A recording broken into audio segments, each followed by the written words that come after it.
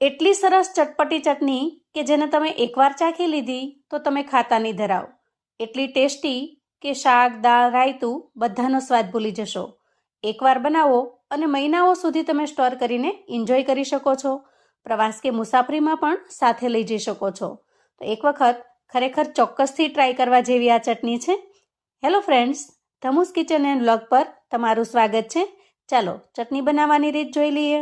સૌથી પહેલા gas on કરી ગેસ ઉપર એક પેન મૂકીશું અને પેનમાં અડધી ચમચી જેટલું દેશી ઘી લઈશું. અહીંયા તમે ઘીની જગ્યાએ તેલ પણ લઈ શકો છો, પણ ઘીથી જે મસાલા શેકાશે એનો ટેસ્ટ એકદમ સરસ બનીને તૈયાર થશે. હવે ઘી થોડું ગરમ થાય એટલે આપણે એમાં 1 ચમચી જેટલું આખું જીરું ઉમેરીશું અને 1 ચમચી જેટલા આખા ધાણા ઉમેરીશું. 1 ચમચી જેટલી અડદની દાળ ઉમેરીશું અને 1.5 ચમચી જેટલી ચણાની દાળ ઉમેરીશું. હવે આ બધી જ વસ્તુને સૌથી પહેલા તો ઘીની અંદર સરસ રીતે શેકી લઈએ. અહીંયા બધી જ વસ્તુને આપણે બહુ વધારે પડતી શેકવાની નથી, માત્ર થોડો એનો કલર ચેન્જ થઈ જાય અને સુગંધ આવવા લાગે ત્યાં સુધી શેકવાની છે. અને આ રીતે ઘીની અંદર શેકતા સુગંધ પણ ખૂબ સરસ આવશે. આ પ્રોસેસ દરમિયાન આપણે ગેસની ફ્લેમને એકદમ ધીમી રાખીશું જેથી ઝડપથી બળવા ન લાગે. હવે જુઓ, અહીંયા દાળ થોડી શેકાઈ ગઈ છે. એ સમયે આપણે થોડી હિંગ ઉમેરી દઈએ. 4 થી 5 કટકા જેટલી આંબલી ઉમેરી દઈએ. આંબલીનો ટેસ્ટ આમાં ખૂબ જ સરસ લાગશે, એકદમ સરસ ચટપટો ટેસ્ટ આવે છે. હવે જુઓ, અહીંયા દાળ સરસ રીતે શેકાઈ ગઈ છે. એનો કલર એકદમ સરસ ગોલ્ડન બ્રાઉન કલરનો થઈ ગયો છે.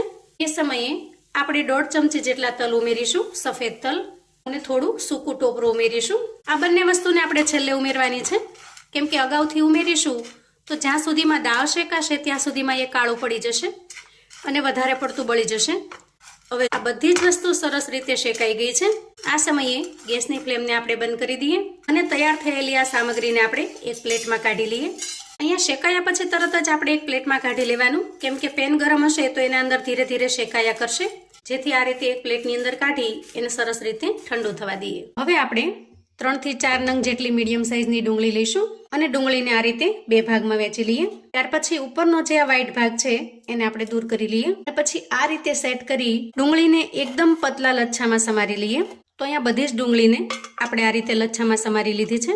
હવે આપણે એને એક પ્લેટમાં લઈ લઈએ.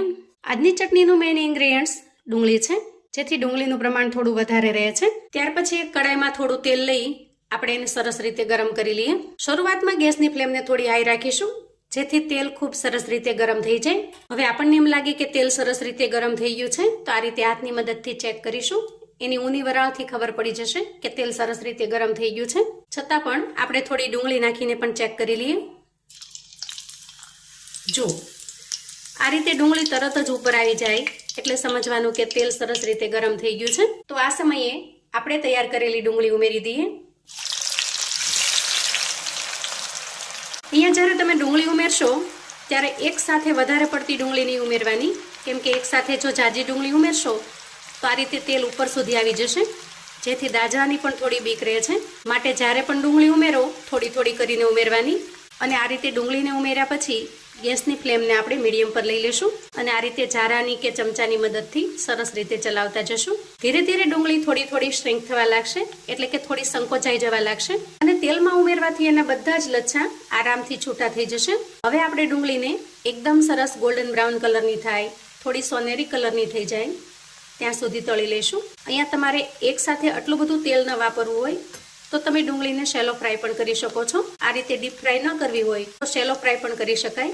પણ શેલો ફ્રાય કરવામાં ડુંગળીને એકદમ સરસ ગોલ્ડન બ્રાઉન કલરની બનાવવામાં બહુ સમય લાગશે, જ્યારે આના અંદર ખૂબ ઝડપથી આસાનીથી બની જશે. એકદમ સરસ મજાની મોસ્ટર વગરની થઈ જશે. વળી ચટણીને આપણે લાંબા સમય સુધી સારી રાખવાની હોવાથી ડુંગળીની અંદરનું જે કાચાપણું કે મોસ્ટર છે એ દૂર કરવું ખૂબ જરૂરી છે. હવે અંદાજે 1 થી 1.5 મિનિટ પછી અહીંયા ધીરે ધીરે ડુંગળીનો કલર ચેન્જ થઈ રહ્યો છે, થોડી સોનેરી કલરની થઈ રહી છે. હવે જુઓ, અહીંયા ડુંગળી એકદમ સરસ ગોલ્ડન બ્રાઉન કલરની થઈ ગઈ છે. આ સમયે આપણે એને ઝારાની અંદર લઈ લઈએ. બહુ વધારે પડતી આપણે અહીંયા સોનેરી કલરની કરવાની નથી, કેમ કે વધારે પડતી શેકાઈ જશે તો એનો ટેસ્ટ પણ ફરી જશે. હવે આ રીતે તૈયાર થયેલી ડુંગળીને આપણે એક પ્લેટમાં કાઢી લઈએ. ત્યાર પછી આપણે એક નાની વાટકી જેટલા શિંગદાણા લઈશું અને એને પણ તેલની અંદર સરસ રીતે ફ્રાય કરી લઈશું. શિંગદાણાને ફ્રાય થતાં પણ બિલકુલ વાર નહીં લાગે. જુઓ, થોડી વારમાં જે ચટકવા લાગશે અને એના ઉપરની જે સ્કિન છે એ પણ ફાટવા લાગશે. એનો મતલબ છે કે શિંગદાણા પણ સરસ રીતે ફ્રાય થઈ ગયા છે. ત્યાર પછી બધી જ વસ્તુને આપણે ધીરે ધીરે તળી લેવાની છે. હવે મેં અહીંયા થોડી લસણની કળીઓ લીધી છે, લગભગ 15 થી 20 નંગ જેટલી લેવાની છે. લસણનું પ્રમાણ તમે થોડું અહીંયા વધારે કે ઓછું કરી શકો છો તમારા ટેસ્ટ પ્રમાણે. લસણનો ટેસ્ટ જો વધારે ગમતો હોય તો તમે થોડી લસણની કળીઓ વધારી પણ શકો છો, અને જો ન ફાવે તો તમે ઓછી પણ કરી શકો છો. અધરવાઇઝ તમે એને સ્કીપ પણ કરી શકો છો. એકદમ સરસ ગોલ્ડન બ્રાઉન કલરની કરી લેવાની છે. ત્યાર પછી આપણે 1 વાટકી જેટલા આખા ચણા લઈશું. આ ચણા જે આપણે શેકેલા ફોફાવાળા ચણા આવે છે એ લીધેલા છે. એના ઉપરની ફોતરી મેં કાઢીને અલગ કરી લીધી છે. અને અહીંયા જુઓ, ચણાને શેકાતા પણ બિલકુલ વાર નહીં લાગે, કેમ કે ઓલરેડી એ તો એક વખત શેકાયેલા જ હોય છે, જેથી આપણે એને થોડા ફ્રાય જ કરવાના છે. અહીંયા તમારી પાસે જો આ રીતે આખા ચણા ન હોય તો તમે દાળ પણ લઈ શકો છો, દાળિયાની જે દાળ આવે છે એ. ત્યાર પછી 1 વાટકી જેટલા મીઠા લીમડાના પાન લઈશું, અને આ રીતે પાનને આપણે એકદમ સરસ રીતે ફ્રાય કરી લેવાના છે, સરસ મજાના ક્રિસ્પી થઈ જાય ત્યાં સુધી. ત્યાર પછી આપણે મરચાંને ફ્રાય કરી લઈએ. તો અહીંયા જે દેશી મરચાં આવે છે એ 4 થી 5 નંગ જેટલા મેં લીધા છે, અને 2 નંગ જેટલા મેં કાશ્મીરી લાલ મરચાં લીધા છે. તો હવે આપણે આ મરચાંને પણ તેલની અંદર સરસ રીતે ફ્રાય કરી લઈશું. મરચાંને ફ્રાય થતા તો બિલકુલ વાર નહીં લાગે, એ તો ઝડપથી તૈયાર થઈ જાય છે. અને આ રીતે આપણે બધી જ સામગ્રીને તળીને તૈયાર કરી લીધી છે. તો જુઓ, ચટણી બનાવવા માટેની બધી જ વસ્તુને આપણે તૈયાર કરી લીધી છે. અહીંયા હું તમને ડુંગળીનું ટેક્સચર બતાવું છું. જુઓ, એકદમ સરસ ફ્રાય થઈ ગઈ છે. હવે આ સામગ્રીને આપણે ઠંડી થવા દેવાની. હવે આપણે એક મિક્સર જાર લઈશું, અને સૌથી પહેલા જે આપણે મસાલાને સરસ મજાનો શેકીને તૈયાર કરેલો છે એ મસાલાને ઉમેરી દઈએ. અને હવે એમાં બેઝિક મસાલા કરી લઈશું. સૌથી પહેલા ઉમેરીશું સ્વાદ પ્રમાણે મીઠું. અંદાજે 1.5 થી 2 ચમચી જેટલું કાશ્મીરી લાલ મરચું ઉમેરીશું.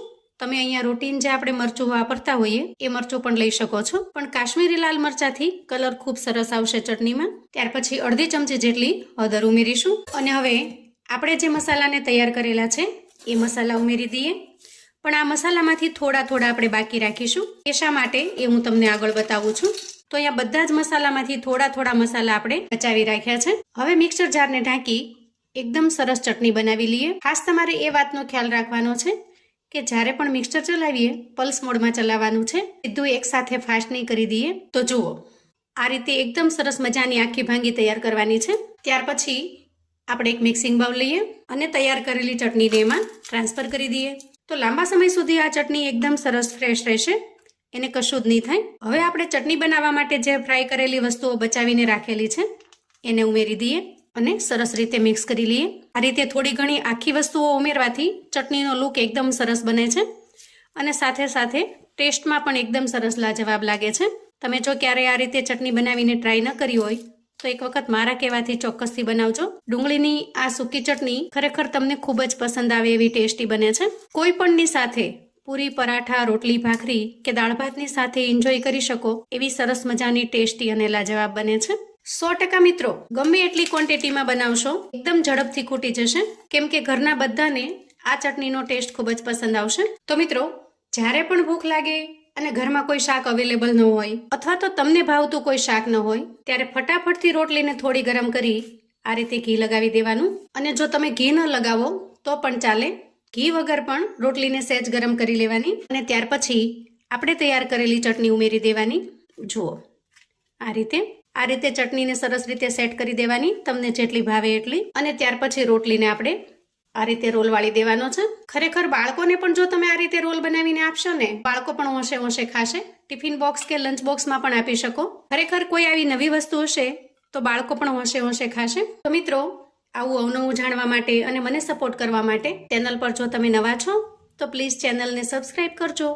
વિડીયો ગમે તો લાઈક અને શેર કરજો. તમારા સગા સંબંધી મિત્રોને પણ આપણી આજની ડુંગળીની એકદમ ટેસ્ટી એવી સૂકી ચટણીની રેસિપી ચોક્કસથી મોકલી આપજો, જેથી એ લોકો પણ બનાવીને તૈયાર કરી શકે, એન્જોય કરી શકે અને એના પરિવારને પીરસી શકે.